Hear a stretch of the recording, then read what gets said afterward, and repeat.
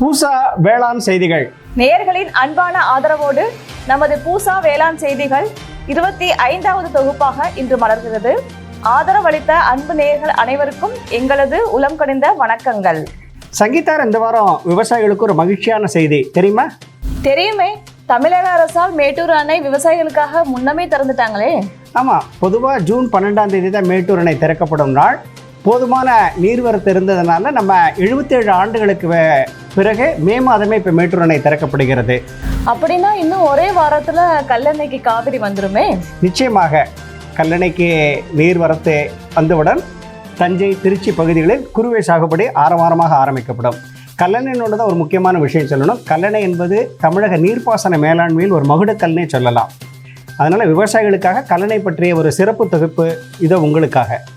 இன்றைய தொகுப்பில் இடம்பெறும் செய்திகள்: கல்லணை பற்றிய வரலாற்று தொகுப்பு, மாடித்தோட்டம் அமைத்தல் தொழில்நுட்பங்கள், தமிழக விவசாயிகளுக்கு பயனளிக்கும் குறுந்தகவல்கள் மற்றும் வானிலை அறிக்கை.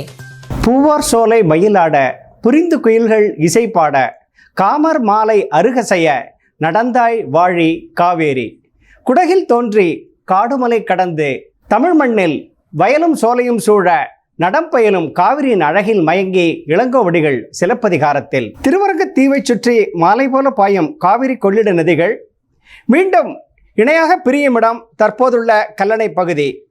இப்பகுதியில் காவிரி படுகை கொள்ளிடம் பகுதியை விட 6 அடி உயரமாக உள்ளது. வெள்ளக்காலங்களில் வரம்பின்றி நீர் தாழ்வான கொள்ளிடம் பகுதியில் பாய்ந்து வீணானது. இதனை தடுக்க கிமு 2ஆம் நூற்றாண்டில் கரிகால் சோழன் அவர்கள் 1080 அடி நீளமும் 66 அடி அகலமும் 18 அடி உயரமும் கொண்டு ஒழுங்கற்ற கற்பாறைகளை அடுக்கி அதன் மேல் களிமண் பூசி பாம்பு போல வளைவாக கரைகளை அமைத்து நீரின் ஓட்டத்துக்கு ஏற்ப ஒரு தடுப்பணை அமைத்து நீர்பாலாண்மையில் ஒரு புரட்சியை ஏற்படுத்தினான் கரிகால் வளவன். வருவிசை புனலை கற்சிறை போல ஒருவன் தாங்கிய பெருமையாலும் என்று கல்லணையை கற்சிறை என்று மிக அழகாக குறிப்பிடுகிறது தொல்காப்பியம். மராத்தா போர்களின் மூலம் 1800களில் தஞ்சை பகுதி ஆங்கிலேயர் வசம் வந்தது.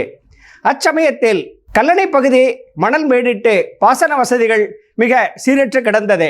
இந்நிலையில் பாசன வசதியை மேற்படுத்த பல்வேறு முயற்சிகள் எடுக்கப்பட்டது. இதன் ஒரு பகுதியாக 1830ஆம் ஆண்டு சர் ஆர்தர் காட்டன் அவர்கள் தலைமையில் ஒரு குழு அமைத்தது. அவர் கல்லணையை ஆராய்ந்து அதன் கட்டுமான சிறப்பில் வியந்து இதனை கிராண்ட் அணைக்கட்டு என்று அழைக்கலானார். அவர் மணல் போக்கிகளை அமைத்தும் கல்லணையில் தூர்வாரியும் மதகுகள் அமைத்தும் கல்லணையை சீரமைத்தார். இதன் மூலம் 24 மதகுகள் அமைக்கப்பட்டு கல்லணை வெகுவாக சீரமைக்கப்பட்டது. முன்பு 70,000 ஏக்கரில் நீர்ப்பாசனம் மேற்கொள்ளப்பட்ட கல்லணை அணை மூலம் சீரமைப்பு பணிகளின் மூலம் 2 லட்சத்துக்கும் மேற்பட்ட தஞ்சை டெல்டா பகுதிகள் பாசன வசதி பெற்றன. பிறகு 1930ஆம் ஆண்டுகளில் வெட்டப்பட்ட கல்லணை கால்வாய் மற்றொரு நீர்ப்பாசன மேலாண்மையில் புரட்சியை ஏற்படுத்தியது. இக்கல்லணை கால்வாய் மூலம் பட்டுக்கோட்டை, ஒரத்தநாடு மற்றும் தென் தஞ்சை பகுதிகள் பாசன வசதிகள் மேற்கொள்ளப்பட்டன. தற்போது 5 லட்சம் ஏக்கருக்கு மேற்பட்ட நிலப்பரப்பில் கல்லணை மற்றும் அதன் சார்பு வாய்க்கால்கள் மூலம் பாசன வசதி பெறுகிறது. உலகின் 5வது பெரிய மற்றும் பழமையான அணை என்று சொல்லலாம் கல்லணை. காலத்தை விஞ்சி நிற்கும் கல்லணை தமிழரின் நீர் மேலாண்மையில் ஒரு சிகரம் என்றால் அது மிகையல்ல. நல்ல உடல் ஆரோக்கியத்திற்கு ரெயின்போ டயட் அல்லது வானவில் உணவு எனும் வண்ணமான காய்கறி பழங்கள் பரிந்துரைக்கப்படுகிறது. ஆனால் பெருகி வரும் நகரச் சூழலில் நல்ல தரமான காய்கறிகள் கிடைப்பதே அரிதாகிவிட்டது. இத்தகைய சூழலில் மாடித்தோட்டம் அமைப்பது பற்றிய தகவல்களை நம்முடைய வழங்க வருகிறார் தோட்டக்கலைத்துறையைச் சேர்ந்த அறிவியலாளர் முனைவர் செல்வகுமார் அவர்கள். எல்லாருமே தங்கள் வீட்டு தோட்டமோ மாடித்தோட்டமோ இருக்கணும்னு நினைப்பாங்க. இப்போ நாம் மாடித்தோட்டத்தை எப்படி அமைக்கிறது, அதன் முறைகள் என்னென்ன, அதனை எப்படி செய்யலாம், அதன் மூலமாக என்னென்ன காய்கறிகளை விளைவிக்கலாம், அதற்கு என்னென்ன ரகங்களெல்லாம் இந்திய வேளாண் ஆராய்ச்சி நிறுவனங்கள் வெளியிட்டிருக்காங்க அப்படி சொல்லி பார்க்கலாம்.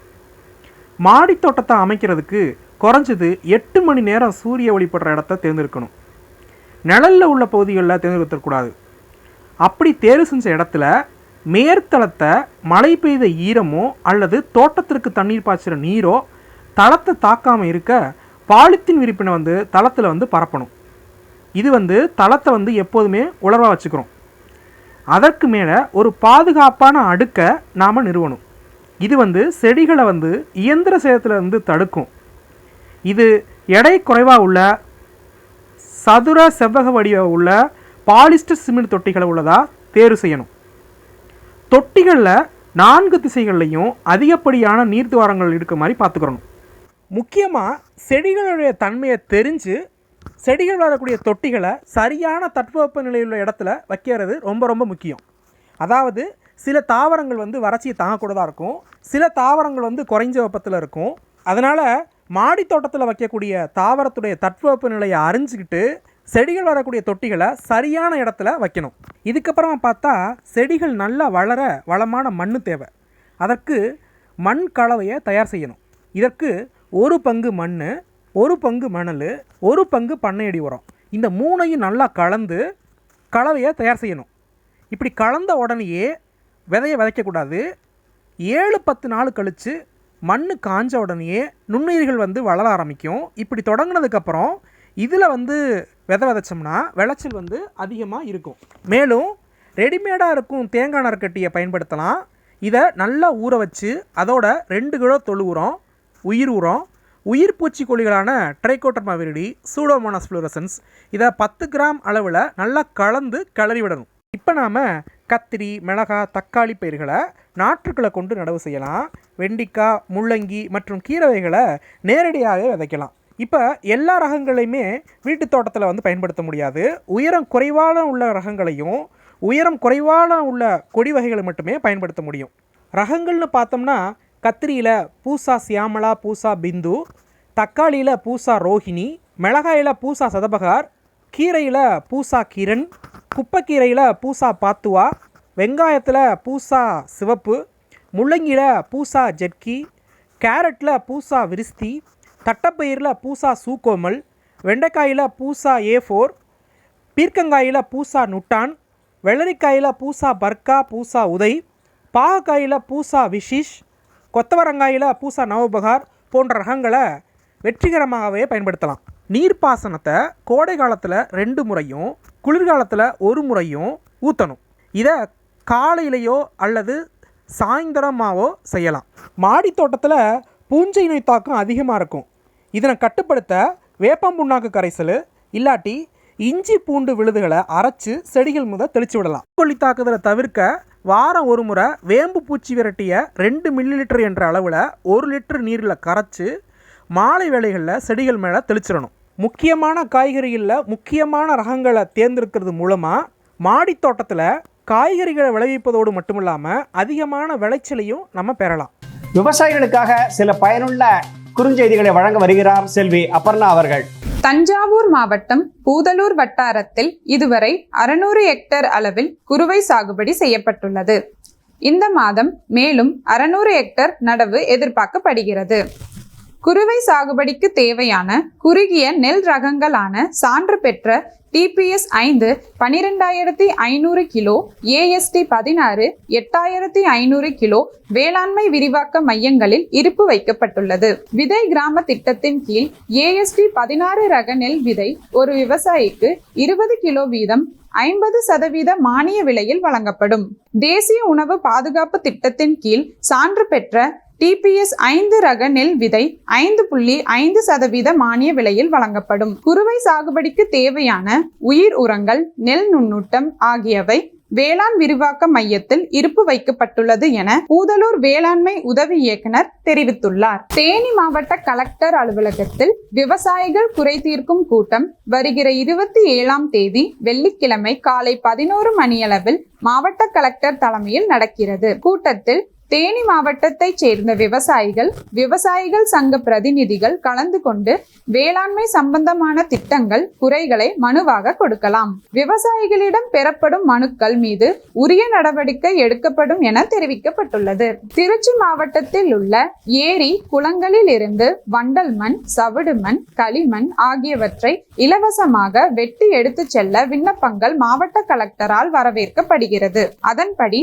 பதிவு செய்யப்பட்ட மண்பாண்ட தொழிலாளர் பொதுமக்கள் சொந்த தேவைக்கு மற்றும் விவசாய தேவைக்கு களிமண், வண்டல் மண், சவுடு மற்றும் கிராவல் ஆகியவற்றை தூர்வாரும் நோக்கில் மாவட்ட அரசிதழில் வெளியிடப்பட்டுள்ள ஏரி, குளம் மற்றும் குட்டை ஆகிய பகுதிகளில் இருந்து விவசாய தேவைக்கு வண்டல் மண், களிமண், நன்சை நிலத்துக்கு 1 ஏக்கருக்கு 75 கனமீட்டர், 1 ஹெக்டருக்கு 185 கனமீட்டர், புன்சை நிலத்துக்கு 1 ஏக்கருக்கு 90 கனமீட்டர், 1 ஹெக்டருக்கு 222 கனமீட்டர் மற்றும் இதர சொந்த பயன்பாட்டுக்கு மண், சவுடு, கிராவல் ஆகியவற்றை 30 கனமீட்டர் மற்றும் மண்பாண்டங்கள் செய்பவர்களுக்கு 60 கனமீட்டர் ஆகிய வகையில் கட்டணமின்றி மாவட்ட கலெக்டரின் அனுமதி பெற்று எடுத்துச் செல்ல 20 நாட்களுக்கு மிகாமல் நிபந்தனைகளுக்கு உட்பட்டு அனுமதி வழங்கப்படும். இதற்கு விண்ணப்பதாரரின் இருப்பிடம் அல்லது அவரது விவசாய நிலம் அதே வருவாய் கிராமங்களில் அமைந்திருக்க வேண்டும். சிட்டா மற்றும் அடங்கல் நகல்களுடன் விண்ணப்பிக்க வேண்டும். விவசாயிகள், பயனாளிகள், விவசாய கூட்டமைப்புகள் அரசால் அங்கீகரிக்கப்பட்ட ஆய்வகங்களில் ஏரி, குளம், குட்டைகளில் உள்ள கனிமத்தினை பகுப்பாய்வு செய்து மண் பரிசோதனை அறிக்கையை பெற வேண்டும். அனுமதி பெற்ற பயனாளிகள் மாவட்ட கலெக்டர், கலெக்டரால் அங்கீகரிக்கப்பட்ட அலுவலரிடம் ஒப்பந்த பத்திரம் ஏற்படுத்தி கொள்ள வேண்டும். மேலும் விவரங்களுக்கு மாவட்ட கலெக்டர் அலுவலகத்தில் உள்ள புவியியல் மற்றும் சுரங்கத்துறை உதவி இயக்குனரை தொடர்பு கொண்டு விவரங்களை பெற்றுக்கொள்ள வேண்டும் என மாவட்ட கலெக்டர் தெரிவித்துள்ளார். இப்பொழுது வானிலை அறிக்கை. வானிலை அறிக்கைக்கான தொகுப்பு இந்திய வானிலை ஆய்வுத்துறையினால் வழங்கப்பட்டது. அதன்படி கடந்த 4 நாட்களாக மே 21 முதல் 24ஆம் தேதி வரை பரவலான இடங்களில் இடியுடன் கூடிய மழை பெய்தது. மேலும் நீட்டிக்கப்பட்ட வானிலை முன்னறிவிப்பின்படி மே 25 முதல் 31ஆம் தேதி வரை தமிழகம் மற்றும் புதுச்சேரி ஆகிய மாநிலங்களில் பரவலான இடங்களில் மிதமான மழை பெய்ய வாய்ப்புள்ளது. இதனை பயன்படுத்தி விவசாயிகள் கோடை உழவு செய்ய அறிவுறுத்தப்படுகிறார்கள். வெப்பநிலை அதிகபட்சமாக 39 முதல் 40 டிகிரி செல்சியஸும் குறைந்தபட்சமாக 29 டிகிரி செல்சியஸும் நிலவும். மணிக்கு 10 கிலோமீட்டர் வேகத்தில் காற்று வீசக்கூடும். ஆகையால் வாழையில் முட்டு கொடுத்தல் வேண்டும். மேலும் பருத்தியில் ஆல்டர்னேரியா இலைக்கருகள் நோயின் தாக்கம் காணப்படும். இந்நோய் நடவு செய்து 45 நாள் முதல் 60ஆம் நாளில் அதிக பாதிப்பை ஏற்படுத்தும். ஆகையால் பாதிக்கப்பட்ட தாவர குப்பைகளை அகற்றியும் 15 நாட்கள் இடைவேளையில் 2 முதல் 3 முறை காப்பர் ஆக்சி குளோரைட் 1 ஏக்கருக்கு 2 கிலோ தெளித்தும் இந்நோயை கட்டுப்படுத்தலாம். தக்காளியில் இலைச்சுருட்டை நோயின் தாக்கம் அதிகரிக்கும். அதனால் இலைகள் சுருண்டு தாவரத்தின் வளர்ச்சி குறைந்துவிடும். பூக்கள் தோன்றினாலும் காய் பிடிப்பதற்குள் உதிர்ந்துவிடும். இந்நோய் வெள்ளை ஈக்களினாலே பரவுகிறது. ஆகையால் மஞ்சள் ஒட்டும் பொறியை 1 ஹெக்டருக்கு 12 என்ற அளவில் வைக்க வேண்டும். ஒன்றுவிட்ட புதன்கிழமைகளில் யூடியூப் சேனல் மூலம் மலர்கிறது நமது பூசான் வேளாண் செய்திகள். இதனை எங்களது ட்விட்டர் பக்கங்களிலும் மற்றும் எங்களது முகநூல் பக்கங்களிலும் பின்தொடருங்கள். மேலும் இந்நிகழ்ச்சி குறித்த தங்களது சந்தேகங்கள் மற்றும் மேலும் பல தகவல்கள் பெற எங்களது வாட்ஸ்அப் எண் 9560297502 என்ற எண்ணில் எங்களை தொடர்பு கொள்ளுங்கள். மற்றும் பல சுவாரஸ்யமான தகவல்களோடு எதிர்வரும் ஜூன் 8ஆம் தேதி மற்றொரு நிகழ்ச்சியில் மீண்டும் சந்திப்போம். நன்றி, வணக்கம்.